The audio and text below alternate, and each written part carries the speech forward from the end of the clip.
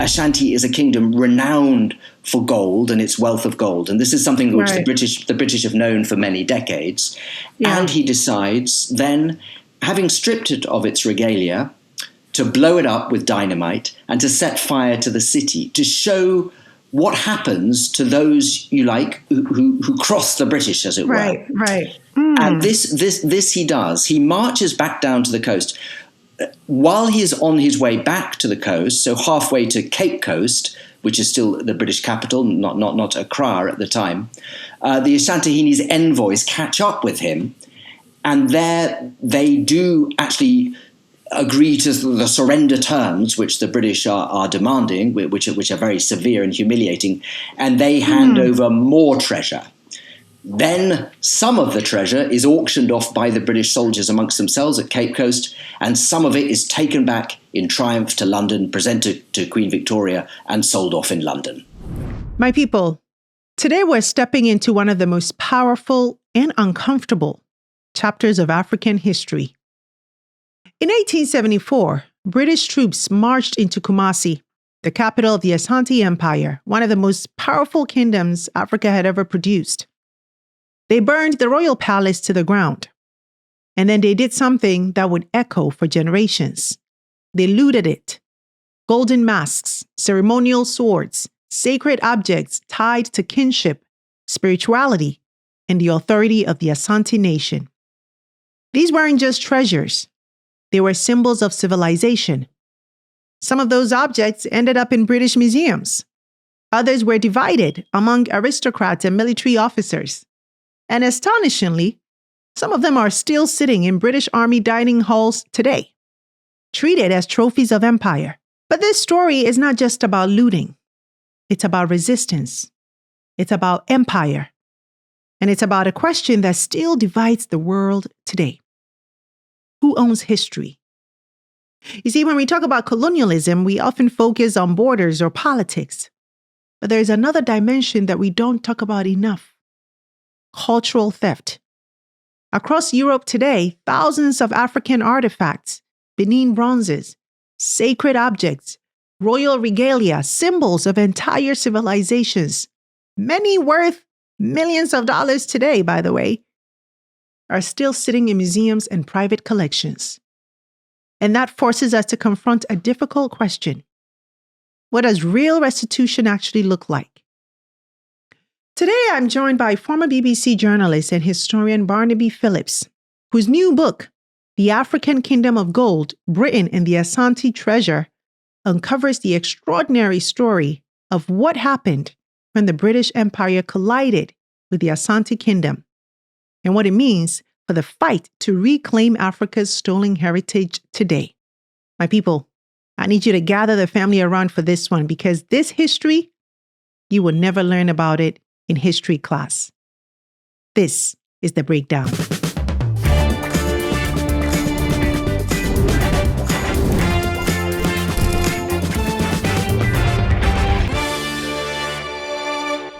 All right, my people, welcome to today's show. Some quick housekeeping before I bring in my guest. If this is your first time joining us, a big welcome to the show. Welcome to PanaGenius TV. I'm Sandra Babu-Boateng, and this is The Breakdown, where we center Africa and the Black world in today's global affairs. Please do me a favor and take a second and subscribe to our channel if you haven't already, and also make sure you tap the notification bell for alerts. Listen, we're quickly racing towards 300,000 subscribers, and we would love your help to get there quickly, because the conversations we're having here matter, and they need to reach as many people as we can. And with your help, we can do that. Also, you can share this video with your group chats and anywhere else and encourage people to join us and be a part of these conversations. Also, if you love our work, there are two ways you can support. One, you can drop a super thanks on this video, or two, you can join our channel membership. Your support makes all of this work possible, and I want to thank you in advance for taking that step to meaningfully invest in independent media, independent Black voices. Also, a reminder that my State of Africa 2026 report is out. You can learn more and grab your copy at sandrababuboateng.com. All right, now, let's get the ball rolling. So before I bring my guest in, let me give you a little introduction because he is not just anybody, okay? Barnaby Phillips is an award-winning journalist and historian whose work has been critical in shaping some of the most important conversations happening today about colonial history, looted artifacts, and the legacy of empire. Now, many of you may know him from his years as a correspondent with the BBC, where he reported extensively from across Africa and covered major political and historical developments on the continent. Barnaby grew up in Kenya and Switzerland, studied at Oxford and London universities, and spent much of his career living and working in Africa, reporting in Mozambique, Angola, Nigeria, as well as South Africa. But beyond journalism, Barnaby has spent years digging deeply into one of the most sensitive and unresolved questions of our time. What happens to the cultural treasures taken from Africa during the colonial era, and whether they should be returned? His first book, Another Man's War, published in 2014, tells the remarkable story of a Burma boy, one of the African soldiers who fought in Britain's largely forgotten African army during World War II. His second book, Loot, Britain and the Benin Bronzes, released in 2021, helped bring global attention to the growing debate over the restitution of African cultural treasures taken during the colonial era. And now, in his latest book, The African Kingdom of Gold, Britain and the Asante Treasure, he turns his focus to another extraordinary chapter of history, the British invasion of Kumasi and the gold treasures taken from the Asante Kingdom. So today, we're going to explore that history, the uncomfortable truths that it reveals, and the bigger question it raises about who owns the past. Let's get into it. Barnaby Phillips, welcome to the show. Thank you, Sandra. It's a great pleasure to be here. So, Barnaby, a lot of people have actually never heard about the British invasion of Kumasi. And we all know that that is a day that truly changed the fate of one of Africa's greatest civilizations, right? The Ashanti Kingdom. So I want to start there. Can you tell us what actually happened in Kumasi in 1874? What did the British, do on this day and why? Can you give us that history? Yes, I think the context in which you have to see it, Sandra, is within really about 80 years of intermittent warfare between the British, who are becoming the preeminent European power in West Africa, and the Ashanti Kingdom, which is, as you know, a very, very powerful kingdom in the center of what was then the Gold Coast, in the interior, in the center of what is today Ghana. In the mid-19th century, let's say the 1830s, 1840s, 1850s, there is an uneasy standoff as British power grows and spreads on the coast. That breaks down in the 1870s. In particular, the Ashanti are worried, alarmed, when the British acquire the fortress of Elmina. The British buy it from the Dutch, and that leaves the British as the only power on the Gold Coast. And effectively, it cuts off Ashanti from its access to the coast. Now, it's also important to understand that there are great strains within Ashanti as the 19th century goes on. There are different parties within the kingdom who want different things. The slave trade has hurt Ashanti economically. Spreading British commercial interests undermines Ashanti, but also the spread of things like Christianity, education as well, are causing strains within the society. So there are, if you like, two different camps. There is a traditionalist camp, and then there is a more modernist camp. In 1873, the Ashanti launched an invasion of the Gold Coast Protectorate, the British Protectorate, because the immediate catalyst being the British possession of Elmina. At which point, the British decide to send an army, if you like, to deal with the Ashanti. And I think the important thing to say here is that the general who is chosen on the ground, who is a man called Sir Garnet Wolseley, who later becomes very, very famous, commander-in-chief of the whole British Army, he has enormous latitude to shape events, because communications with London are very, very poor, and his own mandate is rather ill-defined. But he manages to convince his superiors in London to take the extraordinary decision to send 3 British battalions to the Gold Coast. Now, they are already equipped with Snyder rifles, which are far superior to anything the Ashanti have, and which effectively turn the tables, if you like, on Ashanti's traditional military prowess. Indeed, the Ashanti had defeated the British in the 1820s, just to put it in context. This is a new situation, and Garnet Wolseley, whatever we think of him, is a highly capable, highly methodical, organized general. It's also important to remember, Sandra, that this is actually some 20 years before what we might call the real scramble for Africa, when Britain, France, Germany are actually acquiring territories, colonizing it and keeping it. It is before that period. Instead, Garnet Wolseley's ambition is to defeat the Ashanti, if you like, to humiliate them, to show them British power, to exact a complete impose a great surrender on the Ashanti and then move on. He fights his way to Kumasi, and the fighting is very, very fierce, despite the British military superiority. But when he arrives in Kumasi at the beginning of February in 1874, the Ashanti has fled, and the British are a little bit like Napoleon in Moscow, because there's nobody to negotiate with. There's nobody to surrender there. And just like Napoleon in Moscow, they're worried about the weather. Only this time, it's the rain, which is coming on fast. And the logistics of getting his army back, the fear of disease and all the rest of it are what concerns him. So what does he do? He decides to pillage the Ashantihini's palace. Of course, Ashanti is a kingdom renowned for gold and its wealth of gold. And this is something which the British have known for many decades. Yeah. And he decides then, having stripped it of its regalia, to blow it up with dynamite and to set fire to the city, to show what happens to those, you like, who cross the British, as it were. Right. And this he does. He marches back down to the coast. While he is on his way back to the coast, so halfway to Cape Coast, which is still the British capital, not Accra at the time, the Ashantihini's envoys catch up with him, and there they do actually agree to the surrender terms which the British are demanding, which are very severe and humiliating, and they hand over more treasure. Then some of the treasure is auctioned off by the British soldiers amongst themselves at Cape Coast, and some of it is taken back in triumph to London, presented to Queen Victoria, and sold off in London. Wow. What a story. I wanted to jump in so many times.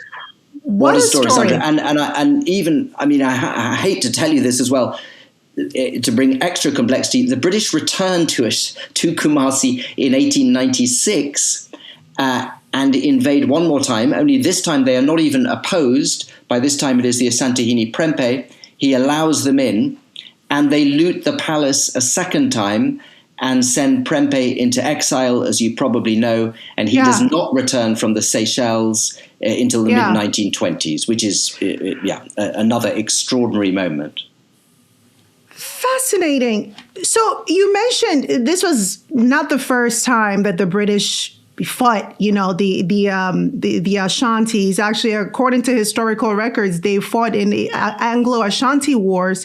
They fought about 5 to 7 times. You can maybe, correct that record for us. And they won some of those wars. Can you tell us the difference between, the times that they won the war, right? What was the difference between those times? What type of military, might? And because we know the Ashantis were very powerful militarily. So I'm just curious as to what they had, back then that made them victorious in those wars versus the times where they lost to the British. I'm fascinated. You mentioned that the sort of the technology and the new, weapons that the British had, which the Ashantis did not. And that probably was a big difference in the sort of the outcomes of the war. So can you shed more light on that? Yes, so the Anglo-Ashanti Wars, as you rightly say, I mean, how you count them is often disputed, but many people might say there were 5, and perhaps they begin in the 1820s, and they don't end until 1901. I mean, that they go on into the 20th century. But if I was simplifying them, I would say that the military balance of power tips during that period towards the British. It starts with the Ashanti in the ascendancy. So in 1824, a British governor, a man called Sir Charles McCarthy, marches into the Ashanti forest. He's pretty ill-prepared, and it's a terrible moment of hubris, actually. I mean, his army, they can't cope with the logistics in the forest. The Ashanti are experts at moving around the interior of the forest. At that stage, both sides are essentially equipped with muskets, long Danes, as they're known.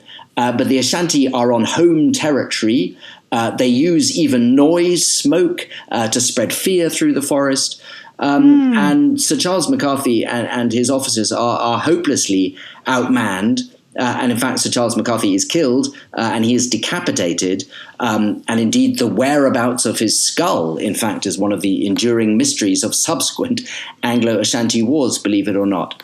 But over the 19th century, that starts to change. And I think 1874 is the crucial moment when we really start to see that there is only so much that an African kingdom can do against British imperial power. When you have a well-organized army, by that time, the British have proper, rifles, rapid-fire rifles, and the Ashanti soldiers are dismayed. They say they come back to Kumasi. They tell the Asantehene coffee curry, the white men have guns which kill 5 of us at once. We've never seen anything like this before. Wow. And that process carries on. So certainly by the 1890s and the very last war, which is from 1900, 1901, which in Ghana is often called the Ya Asante War, the final war. In Britain, sometimes it's called the War of the Golden Stool, but we're talking about the same war. By that stage, the British have even better rifles, and they have this terrifying new weapon, which is the Maxim gun, which is an early machine gun, which can spit out 10 bullets a second. The British have railways, they have telegraphs, they're communicating what they're doing directly back to the coast, back to London. They have, of course, an extraordinary and powerful navy which can move troops around the world. And so really the balance of power has shifted towards the British throughout the 19th century and conclusively by the end. Yeah, so it took extraordinary advanced weapons and technology to really defeat the Ashanti people. They were willing to fight and they resisted for a long time. But it really took, a lot of just sort of advanced technology to finally get them to subdue. Is that correct? That's absolutely correct. It's also important to say as well that Britain's own intentions and ambitions are kind of confused throughout the 19th century. And, we often look back now and we think, colonization, they just wanted to grab everything. And I think that is more or less true, but only by about the 1890s. Until that point, the British are often quite confused, and there are different people on the British side who are saying, fighting in West Africa is madness. Lots of our soldiers will die. What is the point? And then even it's important as well to say that there are even kind of more moral arguments going on. What are we hoping to achieve? Is this what a civilized country really does? How are we showing that we are Christian and they are, quotes, barbarian? But in the 1890s, there is a much more, I suppose, aggressive type of acquiring imperialism. And also you have to see it by that stage within the framework of intra-European rivalry. We will grab this territory because otherwise the French will. Look, someone else will. Otherwise the Germans will, because of course the Germans are in Togo, which, as you know, is immediately to the east, and the French are in what today we call Côte d'Ivoire, immediately to the west. Yeah. So you mentioned that the Ashanti kingdom and, his envoy met with the British and they pretty much surrendered, right? What were they surrendering to? What were the terms, right, of that surrender, if you may? This is in the 1870s. So they are agreeing that British commerce can essentially operate across the Ashanti Confederacy. They agree to pay a humiliating indemnity, which in theory is meant to be 50,000 ounces of gold, to pay back the cost of the British military expedition. And so that these are essentially the terms. And also it's a treaty which picks at the weakness within the Ashanti, what is often an Ashanti confederacy, where Kumasi is the center, but kingdoms on the periphery, in this case, say Adansi or Denchira, which may want to break away. In the past, of course, powerful Asantehinis have resisted that. Now the British are saying, look, if one of these peripheral kingdoms wants to break away, let's say, for example, they want to join the Gold Coast Protectorate, let's say they want to leave the control of Kumasi, then they should be allowed to do so. And in that way, the British are gradually spreading their control northwards from the coast itself. Because, as you know, Sandra, there have been Europeans trading on the coast for hundreds and hundreds of years, since the 15th century. Wow. So the British invasion of the palace, right? I want to talk about that specifically. What did the Asante Palace contain? What kind of items exactly did the British take? Well, the incredible thing about it is that it's very well documented. There are a group of journalists, and many of the officers who took part also record what happened. One thing that should be said is that the Asantehene, Kofi Karikari, may have had the opportunity to remove some of his most prized treasures, because he flees from the city before he gets there. Nonetheless, the British find extraordinary quantities of gold regalia, gold nuggets, gold dust, also these incredible, what we call the soul badges, which the priests would wear, which are these kind of beautiful pressed badges, some of which can be 10 centimeters in diameter. They find decorations for ceremonial swords, which would be even cast gold heads, an incredible cast ram's head, slippers decorated with buckles of gold, bracelets, rings, and so on. It's very well documented because, and now again, you're going to look mystified at what I'm going to say. In Sir Garnet Wolseley's own mind, this is not looting or pillage or plunder per se. This is what he calls the collection of prize.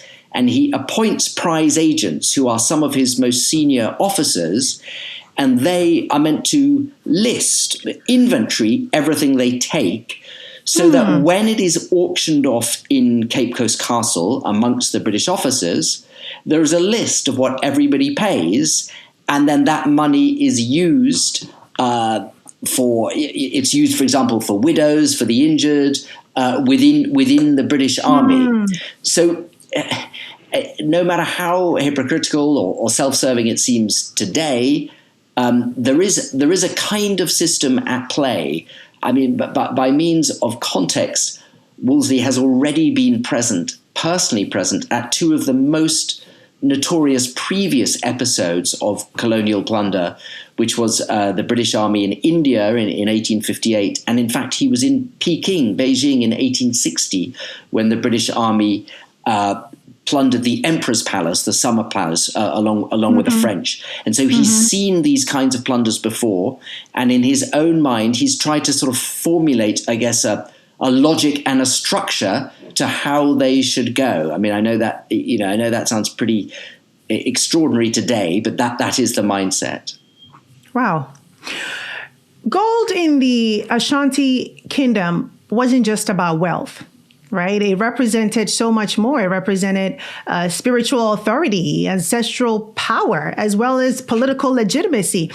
So can you share more about that cultural significance of gold and how it was connected, to the very soul of the Asante Kingdom, and what it meant for people to have those things taken away and so violently?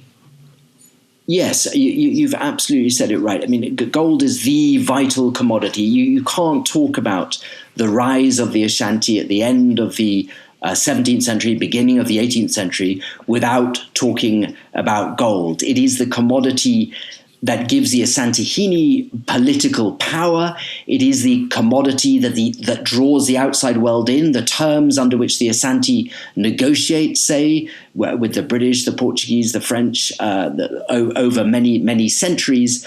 But of course, as you also say, it is intrinsically linked to the Ashanti own sense of spirituality. I mean, the very fact that the myth or the legend, if you like, of the birth of the Ashanti nation is a golden stool falling, coming down from the sky, shows that.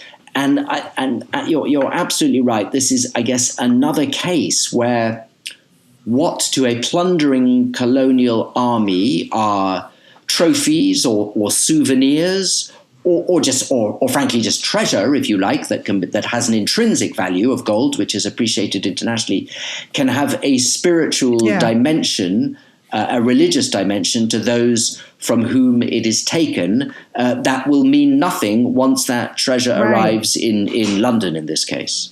Yeah. And the golden stool, you touched on that a little bit, but that most people know the story of the golden stool, right?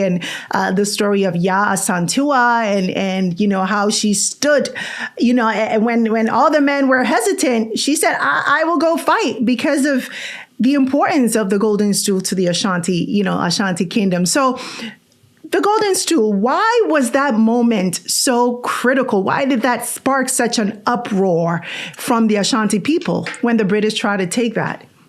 So I hope we're not confusing anybody with the chronology here, but you're right. So you've jumped forward now to the very final war. And I think just to put it in context, by this stage, the Ashanti have suffered a disastrous defeat in 1874, as we were saying. Their king, King Prempeh, has been sent off to exile along with his mother and father. Many of the chiefs have been sent off into exile. Christianity, new forms of commerce have been imposed. All these social changes have come to the Ashanti. And then, in the midst of all this humiliation, you have a British governor who turns up in Kumasi and says, "Where is the golden stool? I demand to sit on the golden stool. I am the representative of Queen Victoria." So for him, it is just another magnificent trophy, an important throne. To the Ashanti, it is the golden stool contains the soul of their people. It is the representation of their people. And at this point, I guess you have to think of the Ashanti as people who have nothing left to lose, whose back is against the wall. Everything has been taken from them. And now this British official marches into Kumasi again and demands the golden stool. And at this point, Ya Asantewa says, enough. We cannot take any more. What more do we have to? All we can do is fight. And so she does fight very, very valiantly for another 2 years until in the end, she herself surrenders and, of course, is sent to the Seychelles, where she joins the other Ashanti exiles. And tragically, you might say, she dies in exile in the Seychelles. By the 1920s, if I can leap forward quite a bit of time, but of course, the British have been very much in control of the Ashanti by that period since the beginning of the 20th century. And I think Ashanti society has changed quite quickly. There's been an extraordinary economic boom around the cocoa crop. Many people have done well under the British, and belatedly at that point, the British realized that the golden stool, to try and fight its power, is counterproductive. Better to co-opt it, if you like, and work through the traditional Ashanti power structures, and that is when Prempeh is allowed to return back from the Seychelles, and of course the British are very adept at this system of indirect rule, which they perfect elsewhere, particularly perhaps in northern Nigeria as well. And so they realize, rather than fight the power of the golden stool, much better if we are on board with it together, if you see what I mean. It's interesting to me that they were able to take so much, gold and artifacts and regalia, but not the golden stool. Why? Yes. Yeah. Why do you think? Well, I think so. Yeah, I think one of the things is that although Ashanti is defeated several times, and although its treasures are plundered, it doesn't quite suffer the catastrophic stripping of its treasures to the extent that, say, the Kingdom of Benin did in the famous case of the Benin bronzes in 1897.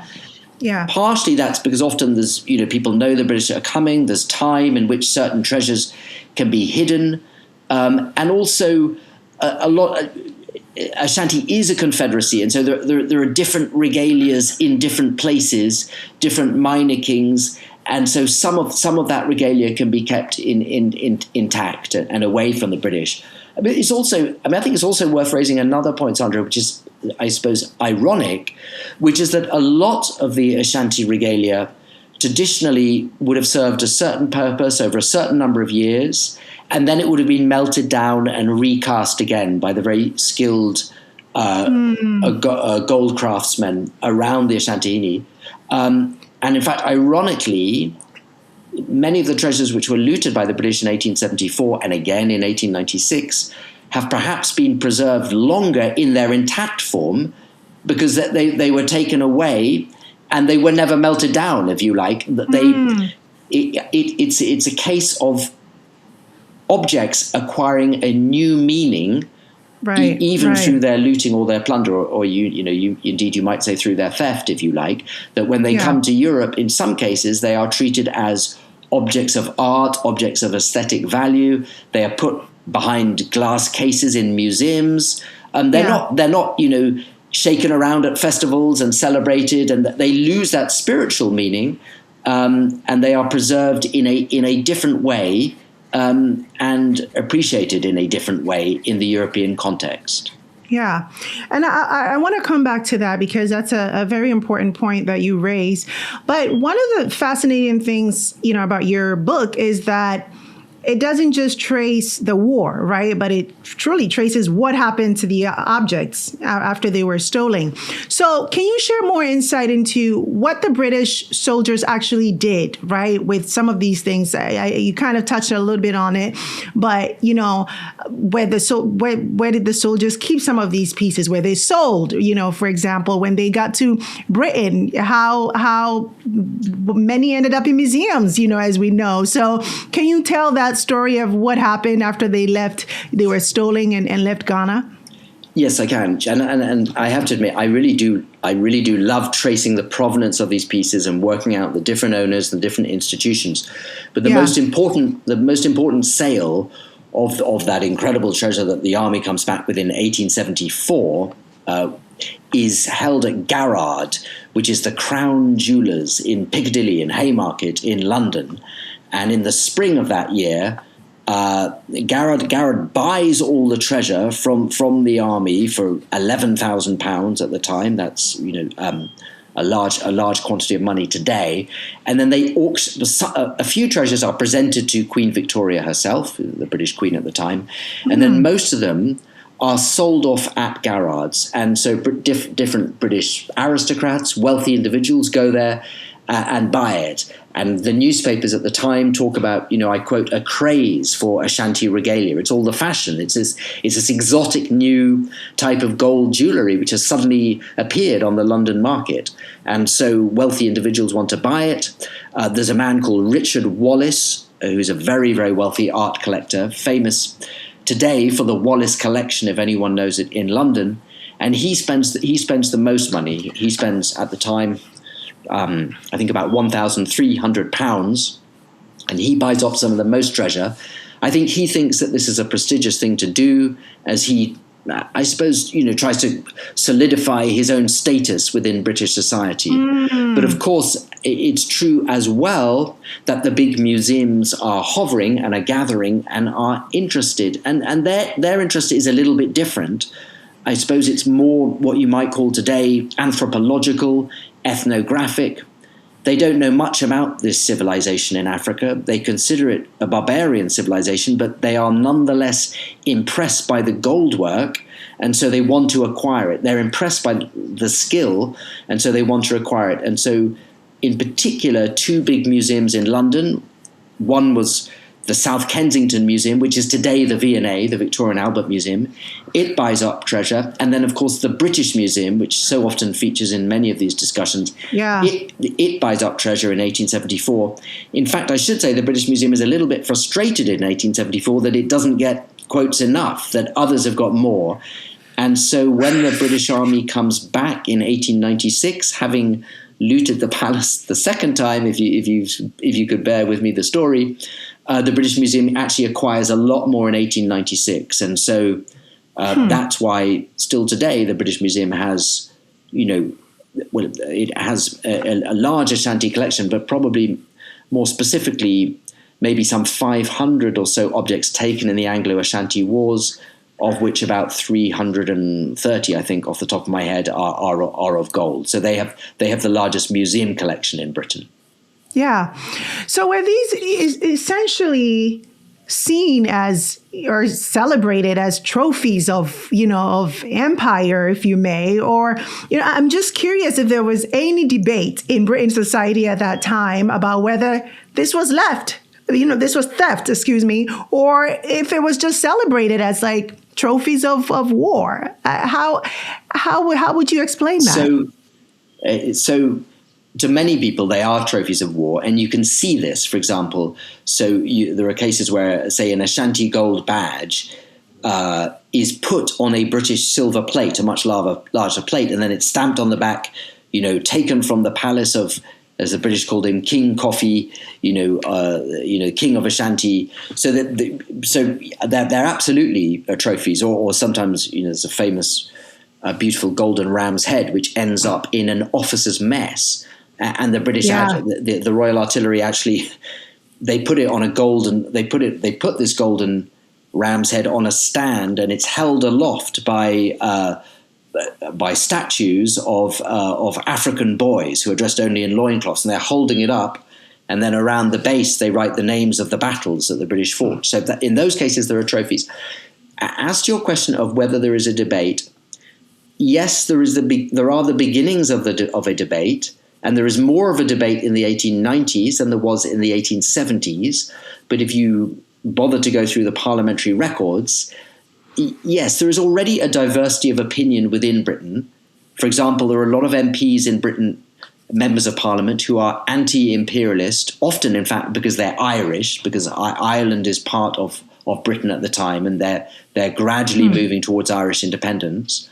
And they do cast doubt on the morality, the ethics of what has happened. They say, what are we doing?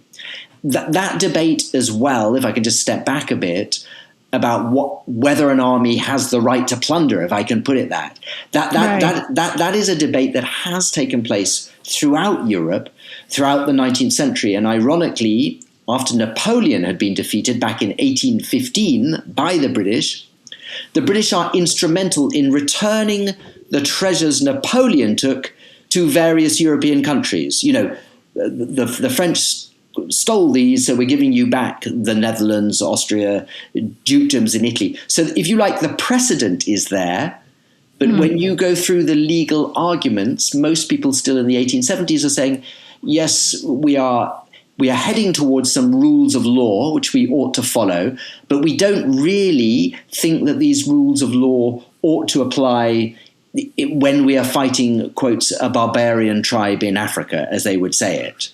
And it is only really codified by the Hague Code of War, which comes in at the end of the 1890s. And that says actually, any army ought not to be plundering culture. And it doesn't matter if you're in Africa, it doesn't matter where you are, you have no right to do it. Now, of course, the rules of law don't stop people breaking the rules of law, but at least by the end of the 19th century, there is a kind of a recognition of, I suppose, what is embarrassing or what is not in terms of how a military should behave. But it is a slow and painful process, and it's pretty uncomfortable looking back at it today, to be honest. My goodness. Whew.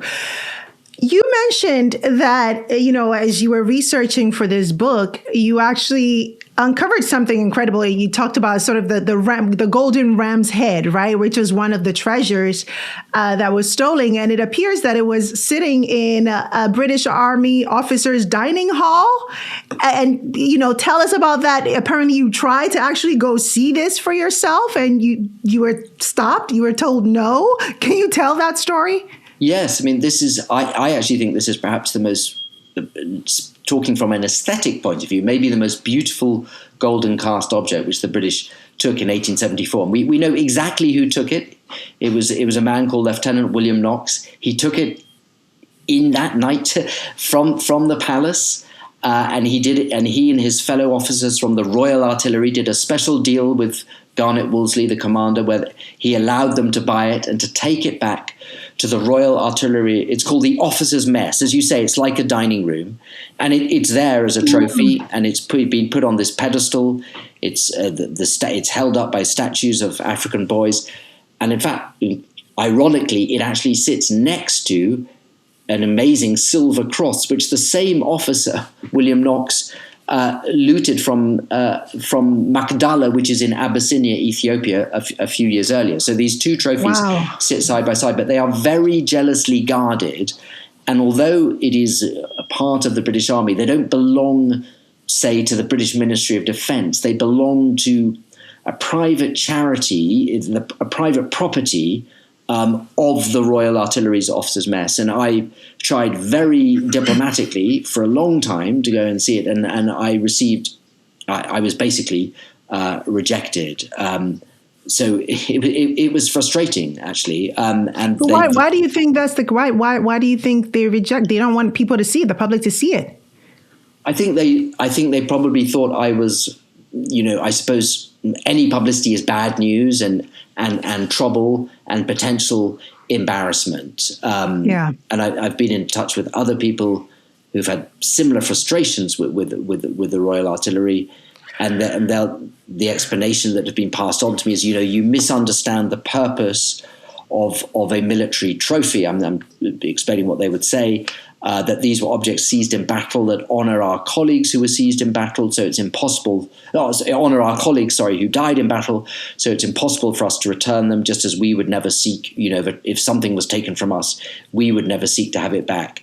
It is a position which I suppose is increasingly perhaps at odds with the morality of the times, and maybe is not good publicity for the Royal Artillery. I know that Santihini's Osei Tutu II, special envoy on these cultural issues, Ivor Achimandua, is intending to approach the Royal Artillery. So it will be interesting to see if he is treated, if he gets his foot in the door, to see the object in a way that I'm only a journalist or a writer, so they could turn me away, basically. Unbelievable. So you previously wrote a book about the Benin bronzes, right, as you mentioned. Now, this book looks at the Asante treasures. But I'm curious, what did you discover about the Benin bronzes as well? Were there any patterns that you saw across both cases? So I think that there are some similarities as well. I mean, the Benin bronzes have become very emblematic of this whole debate around colonial looting. I think partly because the way they were taken by the British military was very brutal, very well documented. Again, I think that's a similarity with the Ashanti case. But of course, by 1897, when Benin is sacked in modern-day Nigeria, photography has advanced a long way. So there are striking and, I suppose, shocking photographs of the loot in 1897 in a way that there are not in 1874. But I think both are important moments, because when the treasures are brought back to Britain, and in the case of the Benin bronzes, then spread across Europe and later the United States, they raise fundamental questions about Europe's relationship with Africa. So, as I was saying, Africa is perceived or portrayed as a place of barbarism. Africa is a place without history. And when these Benin bronze plaques are shown in London in 1897, and they are depicting, say, Portuguese sailors in medieval armor, well, then it's self-evident these pieces are not only very, very skillfully made, but they are hundreds of years old as well. They have a chronology, so you're dealing with a civilization, and that raises uncomfortable questions about the whole imperial project. Narrative. And the whole narrative, right? Because here you are literally looting these artifacts, which you're looting them because you're fascinated by them, right? The skill, the crafts, the artsmanship, you're fascinated and you're looting them. But then coming home and telling a narrative, I guess, to morally justify your actions, that these people are, barbaric and uncivilized. It just doesn't add up. So it has to be a narrative that they had to tell themselves to justify their actions. Yes. I mean, I think as well, there's a lot of different things going on. Let's say, I guess I'm talking about Britain specifically in the 19th century. And and I think it is important to mention slavery in all its complexity. So in the 18th century, for example, Britain is the preeminent power in the transatlantic slave trade. So the British ships take more people across to America than those of any other power. By the early 19th century, British policy has done a dramatic volte-face, if you like. They've turned around, and the British are quite fervently abolitionist. Now, undoubtedly, this is a cause of tension with the Ashanti, who have done very well out of the transatlantic slave trade, negotiating through to the Europeans. So by the late 19th century, the British are able to say, we need to extend further we need to crush Ashanti, we need to end the slave trade. Now, there's a long debate about, I suppose, indigenous slavery within West Africa and its nature, and the difference with the transatlantic slave trade. Right. Of course, one would say, of course, the transatlantic slave trade has a kind of awful finality to whoever is caught in it. It has a racial element. It is people as chattels, which is not to say that the West African intra-slave trade was humane, but it had, I suppose, what you might say, redeeming features. People could buy their way out of it. They could marry their way out of it. They could, well, they weren't just taken to the other side of the world because of the color of their skin.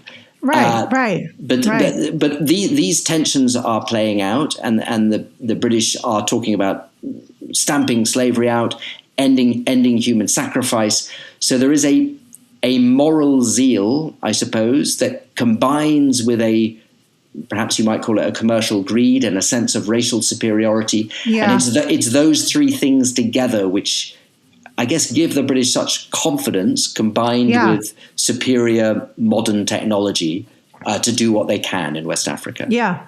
And to do that, you need to have a story to tell, right? To morally justify that. You need a story. You do need to have a story to tell. You're absolutely, you're right, Sandra. But it's also true as well that there are winners and losers in the colonial process in a place like the Gold Coast. So when the British are invading in the late 19th century, there are many Ashanti exiles down in the Gold Coast area who we might consider today as, pro-British, I suppose. They've been educated, they're missionaries. They see new commercial opportunities. They want the big power of the chiefs and the kings to be undermined because there are new prospects for them. So the colonial project introduces huge new fissures and tensions into different African societies, and there are winners and losers in that process, and people with different agendas, inevitably. I mean, of course, you see this, of course, in a wonderful book like Things Fall Apart by Chinua Achebe, but those dynamics are playing out in the Gold Coast as well. Yeah. Absolutely. One of the arguments that we often hear from the British institutions is that the British Museum Act of 1963, right, prevents them from returning objects that were taken during the colonial era. We don't have a choice. We have this law that really prevents us from returning, things back to where they were stolen from. But Barnaby, laws can be changed, right? So is the real issue here the law? Or is it the political will to confront the legacy of empire and colonialism? So you're right. Of course, laws can be changed, and they often change to, as ethics and morality within society changes. And so, for example, there have in recent years that have been, I suppose, exceptions made to that British Museum Act. So, for example, if the British Museum possesses an object that was taken in the Holocaust, or if there are objects in its collection which include human body parts, so that could be bones or cremation ashes, then those are considered distinct and are not constrained by the law in the same way. Having said that, Sandra, it is also true that there are people within the British Museum, and also, by the way, there are other big national collections in Britain which are constrained by very similar laws, so say the V&A or the Wallace collection, who would like the laws to change, and there are others who are not interested in the laws changing, and I guess you might say that they are hiding behind the law. But it is true that it would require a majority in the British Parliament to change those laws. Yeah. And at the moment, I don't see that majority being there, despite the fact, in fact, that there's a Labour government which one might consider more, I suppose, quotes progressive on these issues, and there are certainly quite a few Labour members of Parliament. In fact, I would specifically say black Labour members of Parliament of African descent who are very upset that things aren't moving in this direction. Yeah. But they aren't moving. And that explains that extraordinary scene, which I witnessed in Kumasi in 2024, of the regalia returning from the V&A and the British Museum. It was a historic moment. I mean, it's important to say that. The British Museum has, whether you think it didn't do enough, it has never returned objects taken by force in the colonial period. And they were returned on long-term loan to Kumasi. On long terms. What did you think about that? I have to be honest, as I was telling you, that shot, it just didn't make sense to me that you're returning something that was stolen. How do you return something that was stolen back to the owner? So I think it didn't make sense to a lot of people. And what I think of it is irrelevant. I'm just, I'm an observer of this process. But I'll tell you, the Asante himself was very clear. He said, this is not ideal. This is not what we wanted. But I'm going to paraphrase, but we will not let the perfect be the enemy of the good. Let us get these objects back. Let us show them to our people. 3 years, it can be renewed. It might be 6, might be 9 years. Who knows where British legislation will be in 9 years? Maybe the law will have changed in Britain. Maybe other treasures will circulate through. But he took a pragmatic approach, which I think, in some ways reflects the fact that he is a conservative king, a kingdom which values tradition, if you like, and he's quite well connected with the British establishment. He's friendly with Charles III. He was friendly with Queen Elizabeth before. And so that was the compromise that was worked out. And the politics of it were really interesting, because it wasn't a deal that a Ghanaian elected government could have accepted. There's no way a Ghanaian government could have accepted this loan term. Just as, for example, there's no way a Nigerian government would accept the Benin bronzes going back on loan, or indeed there is no way a Greek government would accept the Parthenon marbles coming back on loan. But the Asante was able to say, these objects were taken from my palace, from my ancestors. They will go back to my private palace museum. And because of his political power within Ghana, the Ghanaian governments, they didn't say anything, but effectively by not saying anything, they were saying, fine, you do what you want, and it's not what we would have done, but we implicitly, we understand why this has happened. So that is what happened. There was an interesting contrast, it has to be said, and it didn't get as much publicity, which was also in 2024, the Fowler Museum, which is in the Museum of UCLA in California. It returned 7 objects that would have also been looted by Wolseley's army and had ended up in the United States in a roundabout way, looted in 1874. And they returned them unconditionally. And they said, these are yours. We shouldn't own these. They were stolen.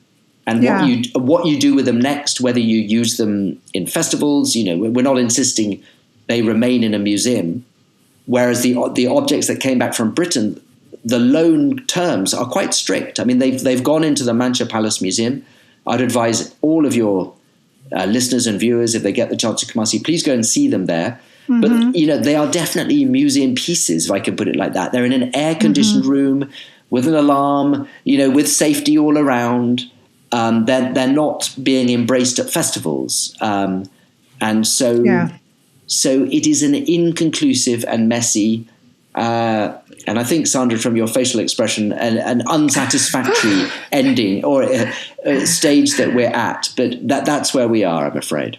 Yeah. One of the arguments that I hear a lot from many Western museums as well is that these objects are safer, right? Safer in Europe. Right, in terms from a maintenance perspective. What do you make of that argument? Is that true or fair, a fair assessment at all? Well, I think so. I mean, the British Museum has suffered some very embarrassing thefts in recent years. We heard about the extraordinary thefts that brought down the previous director in 2023. And indeed, in my book, I uncover some more extraordinary thefts that certainly teach us that the British Museum is not impregnable. There's no doubt about that. But it's also true, however, that, for example, Nigerian museums did suffer a series of terrible thefts, particularly in the 1970s, 80s, and 90s. Hopefully, that period is over. I mean, so in short, I'm not convinced by that argument. No. Mm-hmm. What I do think, though, Sandra, is I do think this is important. Is I think, sometimes in the culture wars, these issues kind of get portrayed as zero-sum games. And actually, I think a lot of people on both sides, if you take the heat out of the situation, they would like it to be that there is a win-win situation. So, for example, in the case of the Ashanti regalia, or say the Benin bronzes, the African kings are saying, our people suffered a terrible injustice. We want that acknowledged. We want to have the right to decide which of our treasures are where and which ones we have back. But of course, we want our culture to be admired in London, in New York, in LA, in fact, in Beijing and in Delhi, for that matter. I mean, who wouldn't? Of course, we don't want a world where the museums we go to in any given country only show the exhibits of that sovereign country. Right. There's so much treasure and culture and understanding we should be sharing around the world, but we also need to address the injustices of the past more equitably, I suppose. Yeah, absolutely. And it comes down to ownership, right? Ownership, Africans wanting ownership of that process and being able to also tell the story, right? Because there is such significance, the cultural significance of these artifacts, they are missing, right? When they're exhibited across the world without, Africans being a part of the curation. And so that is a big part of the, of the discussion or the argument as well. Now, do you see from your research and the extensive work that you've done on this, do you really see a future where these artifacts are permanently returned to Ghana? And if so, I mean, what do you think it's really going to take for that to happen? So I think the short answer is yes. I mean, I think things have changed very, very quickly. I don't know if you will recall, Sandra, it was back, it was in fact less than a decade ago that the French president, Emmanuel Macron, was visiting Burkina Faso, a country in West Africa. And he made this extraordinary speech, which kind of caught people off guard while he was there. He was talking at the university. And he said, I can no longer accept a situation where so much of Africa's culture is in Europe. That has to change. And so he commissioned this report, which ended up being much more radical, definitely far more radical than he had anticipated. And that has actually led to some changes. When I started writing the Benin bronze book, I never imagined that all these Benin bronzes would be going back to Nigeria. Just last month, Cambridge University, which has the second biggest collection of Benin bronzes in Britain after the British Museum itself, transferred ownership of 100 Benin bronzes. Yeah. And it's not constrained by the same laws that the British Museum is constraining, in case people are confused. So things have changed quite quickly. The debate has changed. One of the things I thought was really interesting and important that I tried to do in my book was I went back to Kumasi 6 months after those treasures returned to see, what people made of them. So what were they? So they were in the museum, and it was really interesting talking to people from all over Ghana who were filing through and seeing them and reconnecting with their history, because that process has to be successful and meaningful, for this whole process to mean something. I suppose, and how that can be done in a post-colonial context. We're not saying, of course, that the European vision of a museum necessarily works or should be imposed elsewhere. So what does work for the Ashanti, what does work for the Edo, what does work for many other people, I guess they have to find their own way. And it's a difficult journey. We've seen this in Nigeria, especially, in fact, because Nigeria is such a complex political entity. And so you have a federal government, you have state government, you have the traditional king, the Oba, who is the descendant of the king from whom the Benin bronzes were taken. And they have their own agendas, which are not necessarily aligned. And it's been, at times, quite an acrimonious process. Ghana has managed to avoid that so far. I think really, as I was saying earlier, I think because the Asantehene is such a powerful figure within the Ghanaian polity, that he can shape the restitutions and the returns as he would like, and others tend to accept them, if that makes sense. And what do you think the West, right, Britain and others who, because it wasn't just Britain, right, that stole. I think recently the Netherlands, right, returned a lot of regalia that were stolen also back to Africa. What does the West need to confront about its own history, right, before these restitution debates can truly move forward? Well, I suppose the first thing they need to do, and I've spent quite a lot of time over the last decade trying to do this, is just know that history, know what happened. And Sandra, before we were chatting about just knowing the fact that 100,000 Africans were taken to Burma to fight in the Second World War against the Japanese. Now, if you know that, and the information is all there, then your understanding of the Second World War changes. It doesn't only become, the heroic British fought the Nazis in Europe for freedom. And, we did fight the Nazis, and that was a good thing. But there were also many other strands to the war going on. We need to know what we did in Africa, for better or for worse, in its entirety. So I guess it's raising that understanding. That's quite challenging at the moment in Britain, as indeed it is in the United States. The debate is very polarized. The way in which people consume information often, I think, leads to a lot of misinformation flying around, and people are, I guess, in their tribal camps, as it were, for or against, if you see what I mean, and everything is seen through that prism, people don't want to be challenged. They don't want their prejudices, their assumptions to be challenged. But I guess we just have to keep on pushing at that door somehow.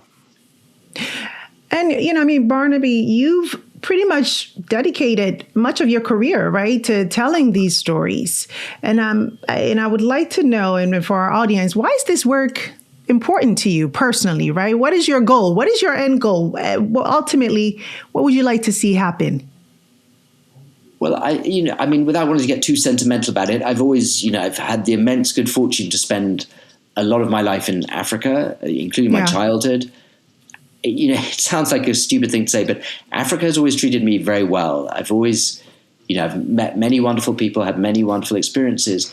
And so, but I'm also a journalist and a historian. I love stories. I love unearthing things, confronting things, bringing out scoops.